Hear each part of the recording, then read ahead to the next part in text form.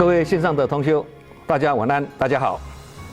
今天晚上我们读书会来到第180讲。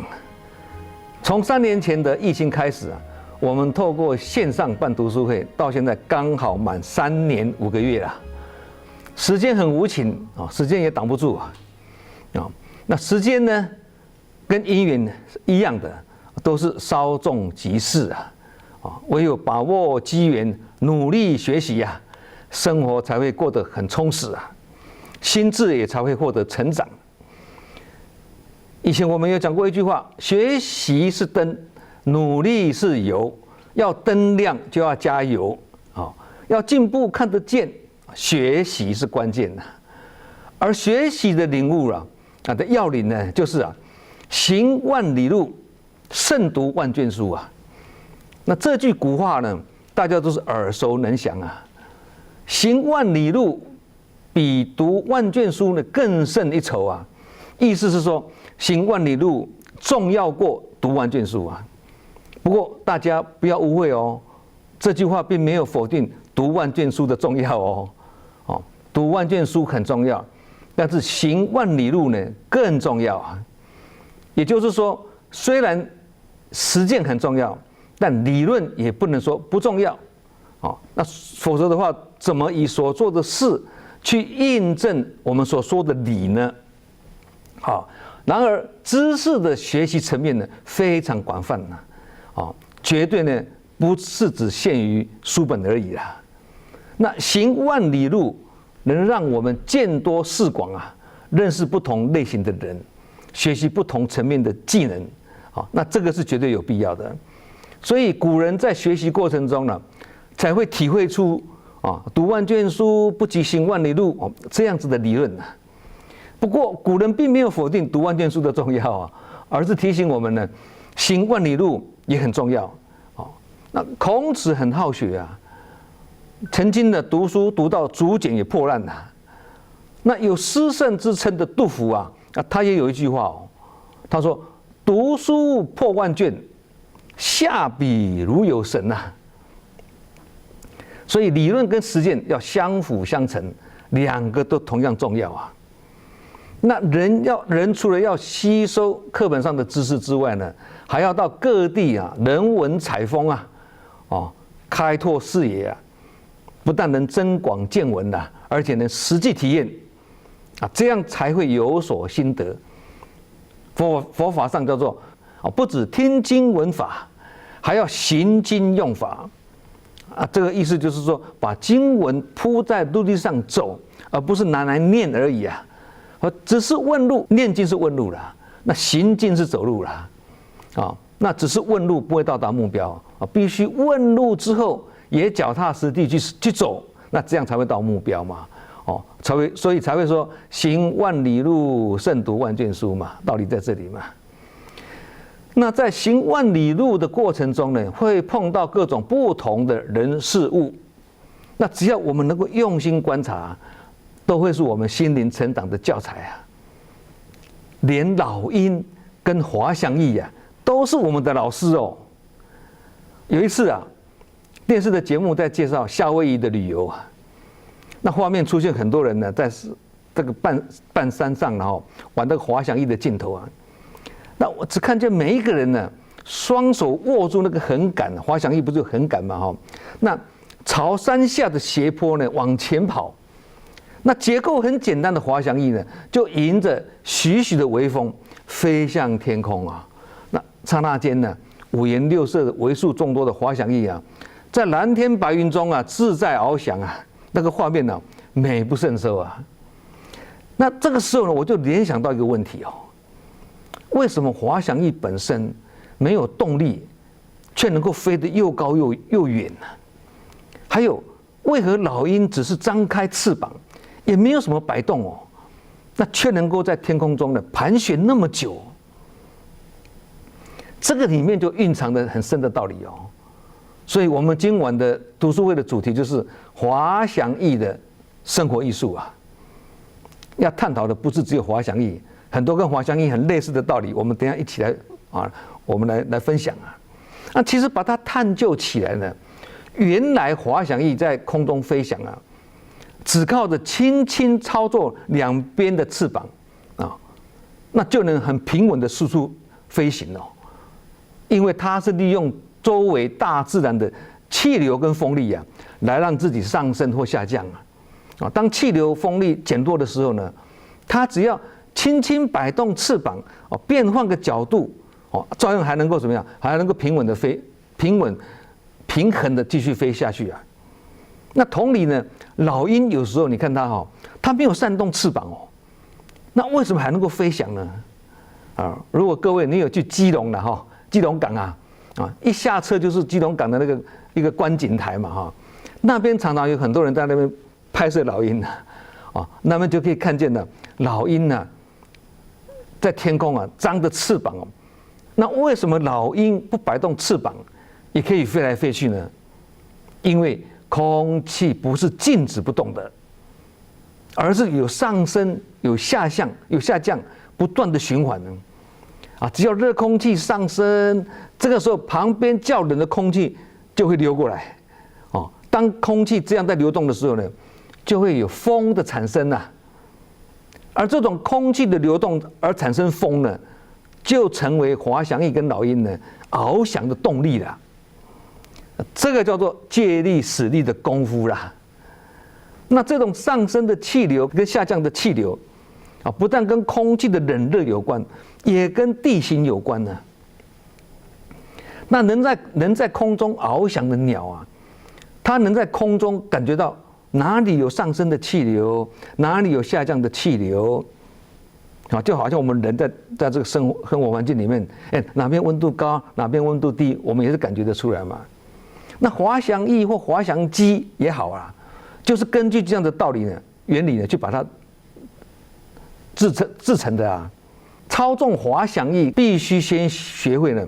充分利用当地的地形、云彩、气流、风力等等外在的环境来进行飞行啊，才会飞得平稳安全呢。其实飞机在天上飞也是面对气流的影响啊。我们有坐过飞机都很知道嘛，常常会碰到气流乱流啊。那这个时候空服员就要透过广播啦，哦，请各位乘客竖直椅背，收好脚踏垫，系好安全带，啊，暂时停止使用洗手间啊等等啊，这个就是在乱流的乱境中啊，要以静制动，不要再走动了，好好坐着，以静制动的意思啦。所以飞机跟滑翔翼啊，跟老鹰在天空翱翔，就好像我们日常生活中在打拼一样啊。有时处在顺境啊，有时候处在逆境，有时候是晴空万里，有时候又乌云密布。好，有时候生活中或工作中也会暗藏的乱流一样，或者乱境啊，让我们感到心慌意乱、手忙脚乱。而癫狂慌乱呢，甚至呢险象环生啊。那而这个时候，如果想要有惊无险呢，就要有气定神闲呢、拨乱反正的功夫啊。那滑翔翼跟老鹰面对不稳定的气流跟风力的时候，它也没有慌张，它也不必用力哦，它只要轻轻摆动翅膀，调整方向跟角度就好了。啊，尽管呢。环境变化无穷啊，它依然能够行云流水般平稳的起飞跟降落。那这样的道理用在人的生活中跟工作中呢，也是通，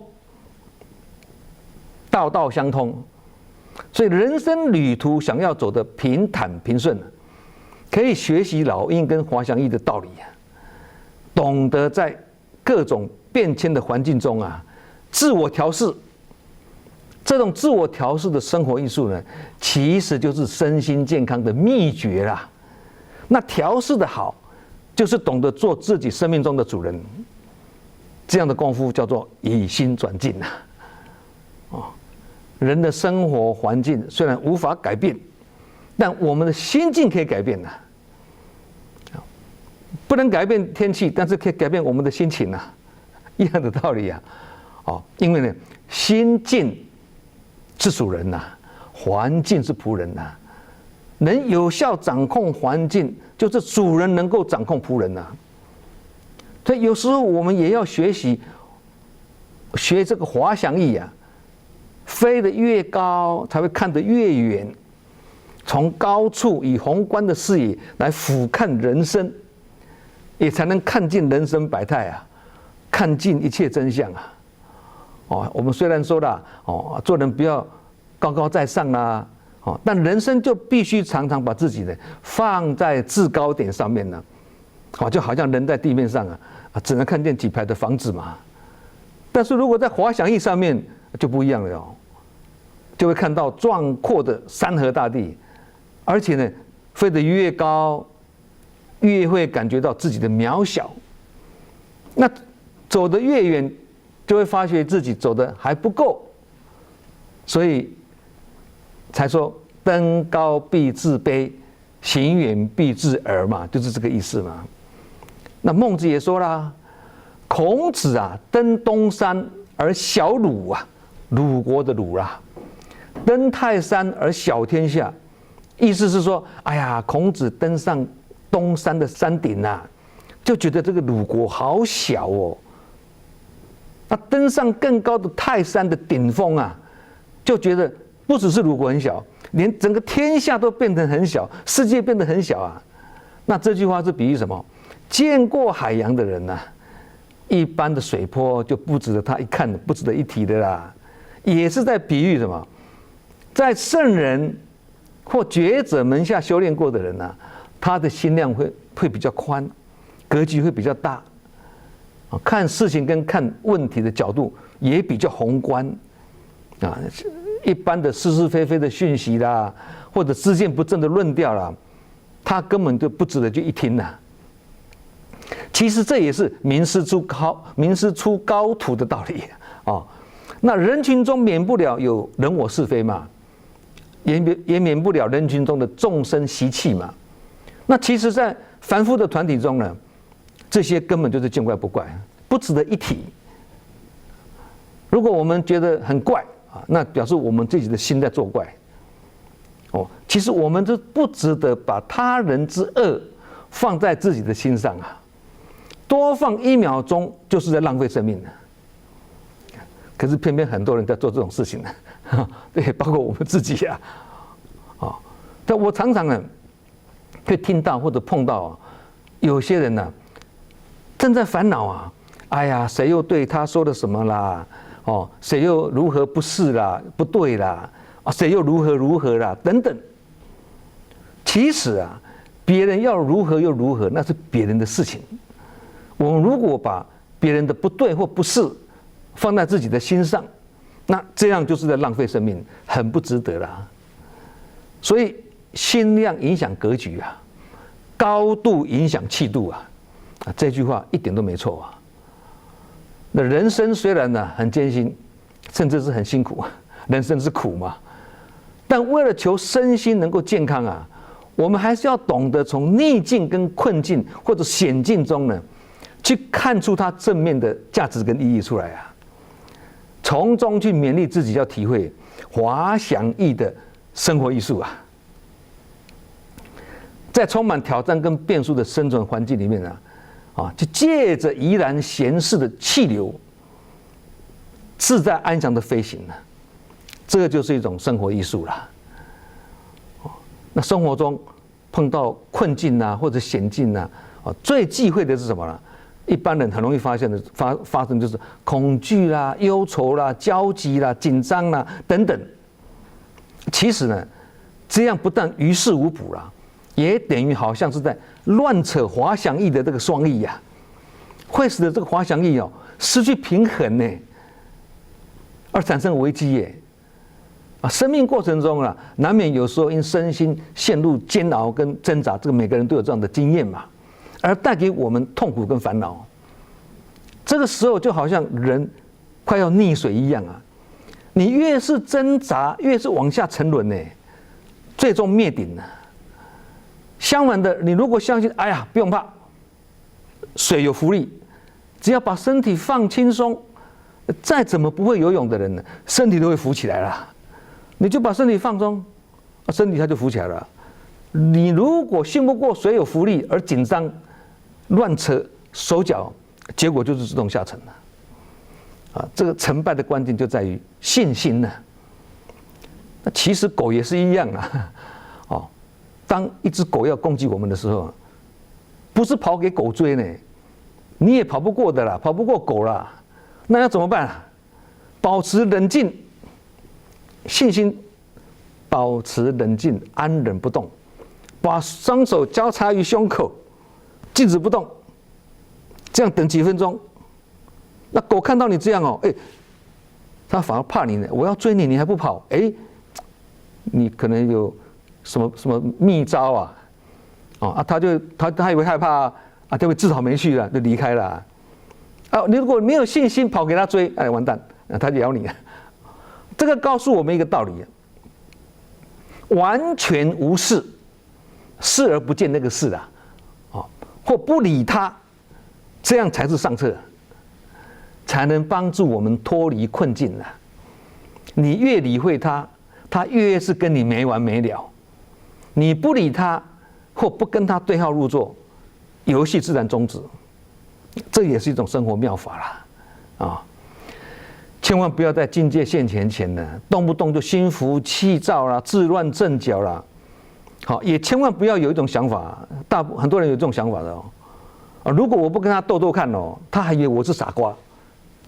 这样子，千万不要去逞这种匹夫之勇那有些人呢也很忌讳被别人说自己很傻，其实不要怕人家笑我们傻要担心的是人家说我们太聪明了因为聪明不是好听的话太聪明就代表说这个人很狡猾很圆滑啦。那圆融是很好，但圆滑就不好所以如果人家说他怎么那么傻啦，那被人家这样欺负一点都不在乎，其实如果我们能够做到这样的，就是成功了就是这功夫这就是所谓什么大智若愚那看起来笨笨的，但是这个不是真笨，也不是真糊涂是假装糊涂这才是大智慧学聪明很容易的，学糊涂很难的那滑翔翼跟老鹰人在天空自在的翱翔因为他们懂得利用大自然的环境不但不被这个环境影响了，反过来还要借力使力去妙用它这样就能够什么？因为适应环境而让自己随境而安大自然不能改变，但飞行的方向跟角度可以转变所以滑翔翼跟老鹰才能够飞得很安稳飞得很长久道理在这里那同样的道理，飞机也要有导航的设备嘛，要飞去哪里要有导航设备才不会偏离航道那导航器虽然可以把飞机导向正确的航向，但是如果没有训练有素的机师来操作也不可以佛法再好，如果没有经过正法熏陶的佛弟子把它化为实践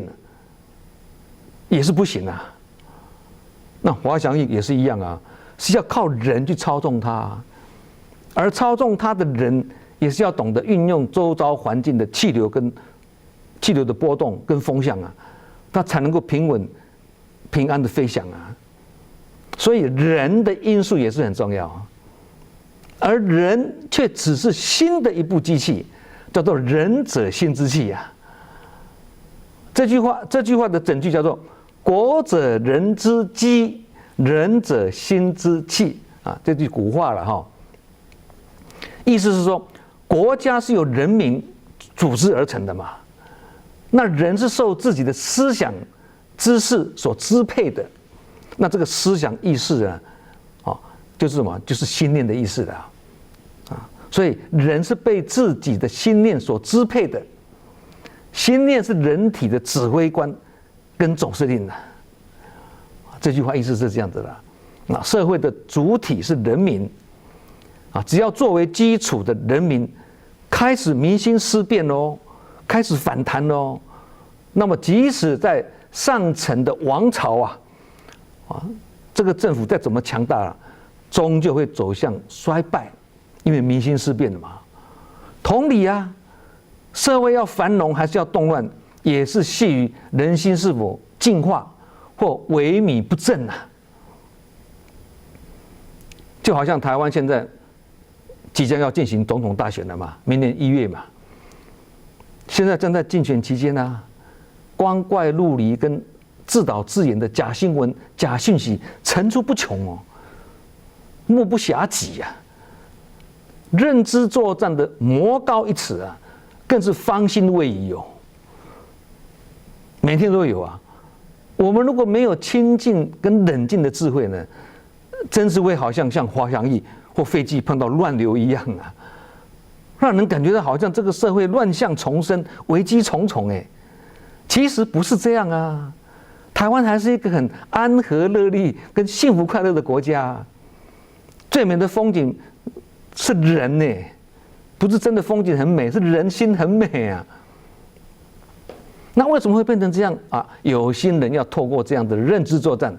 来蛊惑民心，让社会动荡不安呐，都唯恐天下不乱呐。这个叫做什么？包藏祸心，居心叵测。然而，处在这个乱流跟乱境中啊，只要我们能够保持心清自明啊，心清安详啊，就不会被这样的乱象所影响啊。因为虽然魔高一尺，但是我们的道高一丈啊。好，那如果是魔高一丈，道高只有1尺，那就完蛋了。对，这个被这个乱境克服掉了。所以心随境转是指失去自己的主宰，老是被环境的动态所影响，就好像滑翔翼掌控不了周遭的气流跟环境，这样就会失控啊，就会造成迷航啊。如果是飞机的话，这是一种危机啊。如果我们的心是被环境所牵动，一旦大环境怎么动，我们也会跟着动啊。这样就很容易造成，不管出现了什么状况，我们的心马上就是跟着变化。这个就好像水面上的浮萍呐，随着波浪呢载浮载沉呐，这样的生活就会很痛苦，会很不安定。所以要做到心不随境转，已经很不容易了哦。如果能让境随心转，也就是以心去转境的意思的，那这个就更不简单了哦。比如说大家都会说嘛，哎呀，时局不好，赶快逃吧，赶快移民吧，但是我们如果没有盲目的跟随大家逃跑，这个就是心不随境转嘛。而更进一步，当很多人看到我们，我们不逃哦，还表现得那么自在安定哦，他们可能就会相信，我们很可靠哦，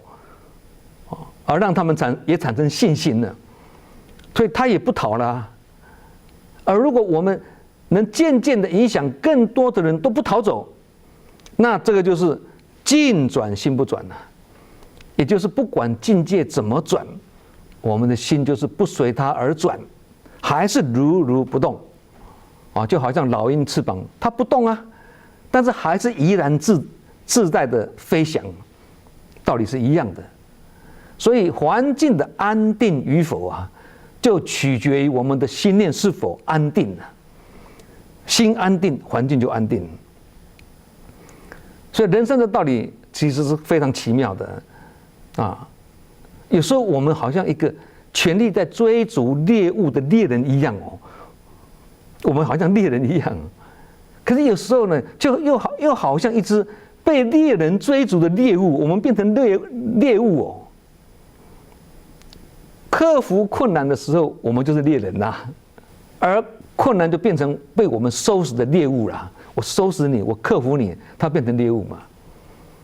那反过来，被困难克服的时候呢，困难变成猎人了，而我们就成为在陷阱中被折腾的猎物啊。那猎物对猎人来讲是一个目标嘛，狩猎的目标嘛，而追逐猎物的过程中呢，其实也是另一个值得专注的目标哦。而这样子的目标呢，经常会被我们忽略掉，因为大部分的人都是把注意力放在结果的成败上面呢，重那个结果了，不重那个过程了。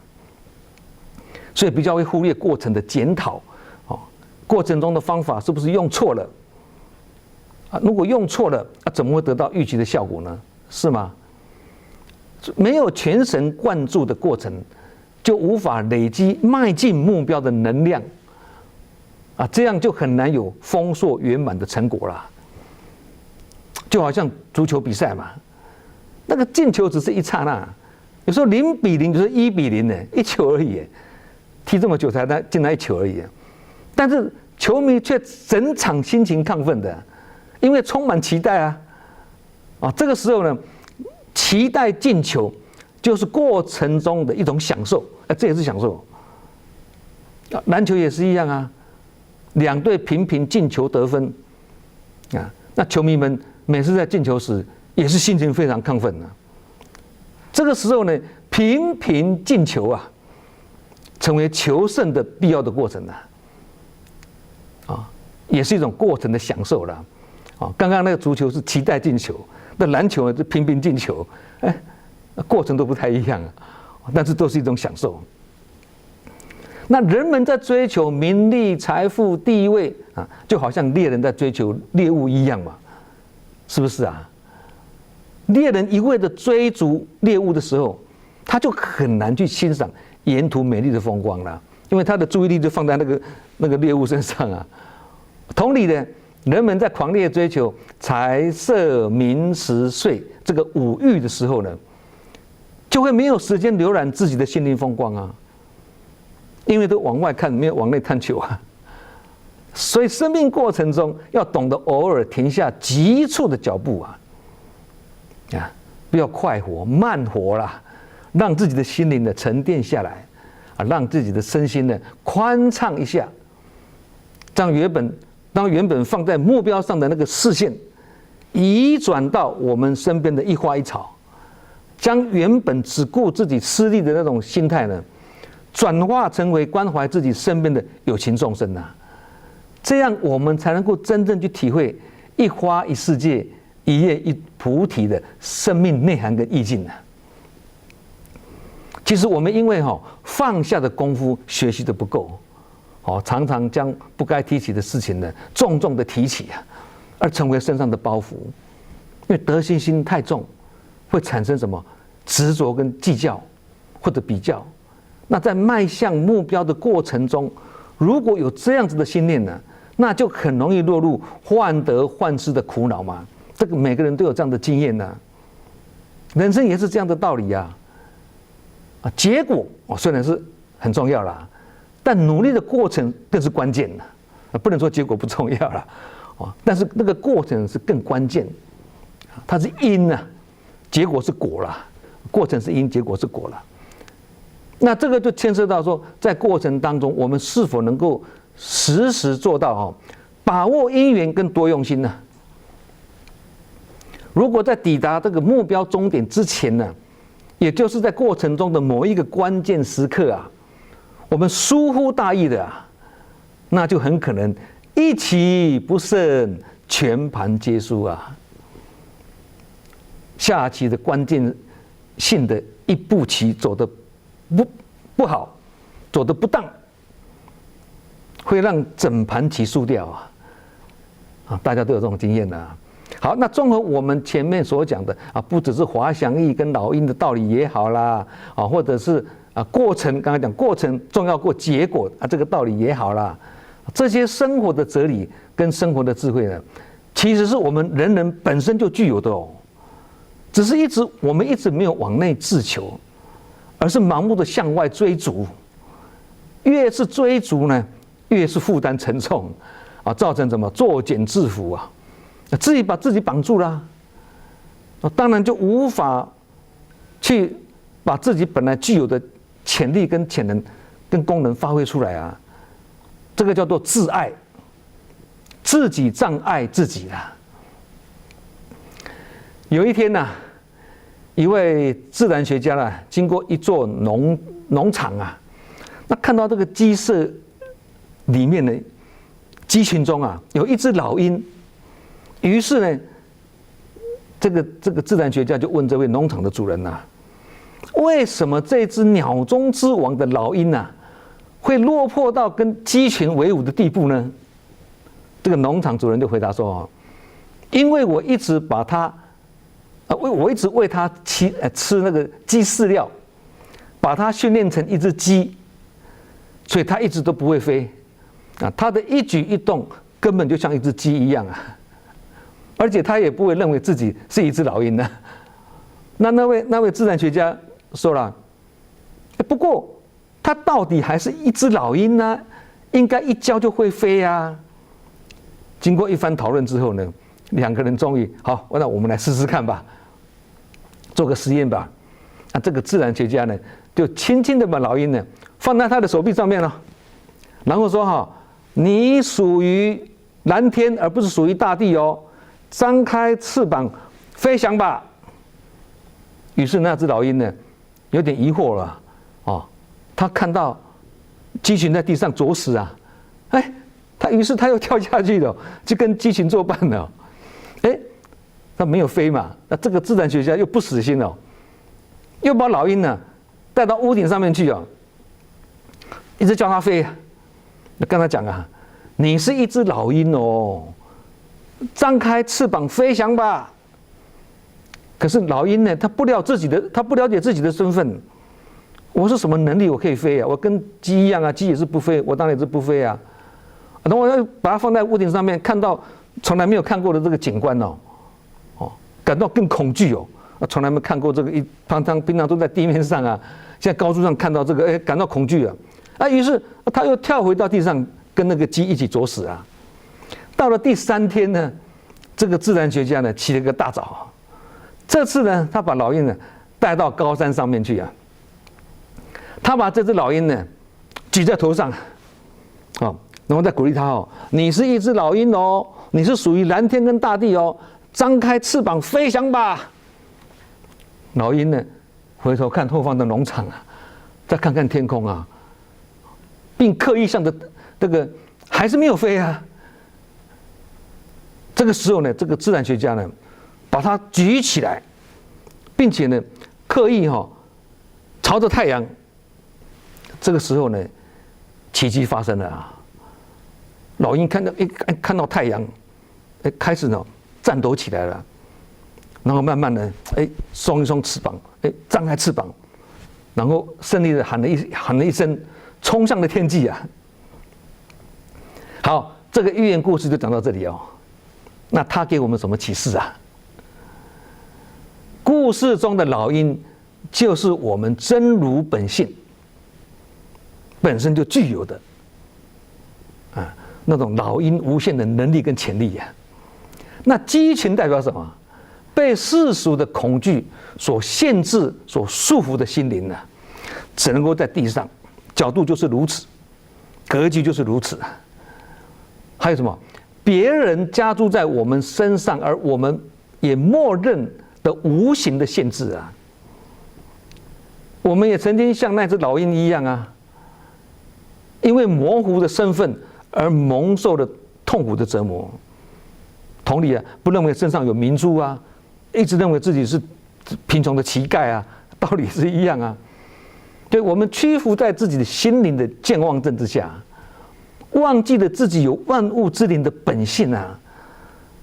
虽然这种情形不会改变我们原本的面貌，因为人还是人啊，老鹰还是老鹰啊。但是老鹰失去了它应有的威风凛然，人也是一样啊，有体无魂，不是这样子吗？人还是人啊，但失去了万物之灵的那种灵性跟觉性，